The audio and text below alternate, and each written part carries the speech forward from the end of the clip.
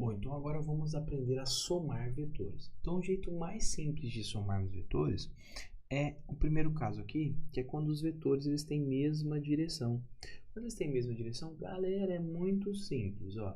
Quando eles têm mesma direção, lembra, a direção eles têm duas opções.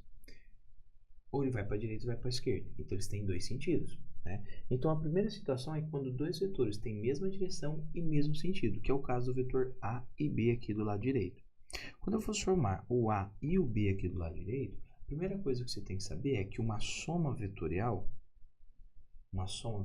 vai gerar um vetor resultante. Ou seja, somar dois vetores vai gerar um vetor no final das contas. Tá? Que eu vou chamar aqui de vetor soma, tá bom?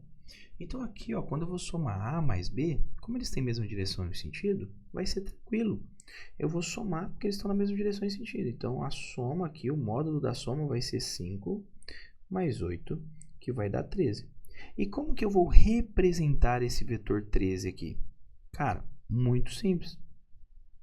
Esse vetor agora, ele vai ser a soma do A mais o B. Então agora eu vou colocar aqui, por exemplo, o B na frente do A. Aí, pronto. Coloquei o B aqui na frente do A. E o vetor soma é tudo isso aqui, ó. É um vetor que começa aqui e termina aqui.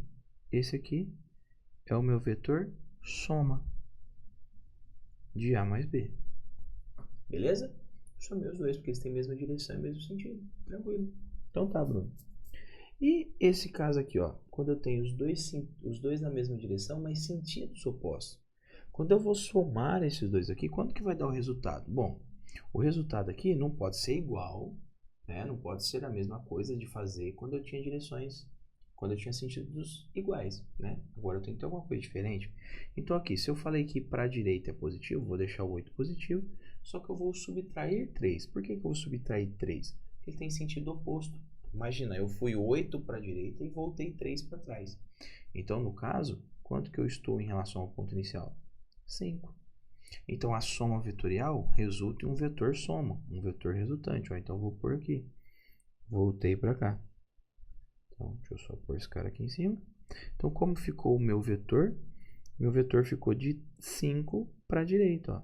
Esse aqui é o meu vetor soma. 5 para a direita. Esse aqui é o vetor soma. Por que para a direita? Porque para a direita estava maior do que para a esquerda. Simples assim. Tranquilo, pessoal? Mesma direção, somar vetores de mesma direção é tranquilo. O que causa uma certa estranheza aqui para o aluno é: professor, como que eu somar duas coisas vai dar um valor menor do que eu tinha antes? Se eu tenho uma bala, eu vou somar com outra bala, eu vou ter duas balas.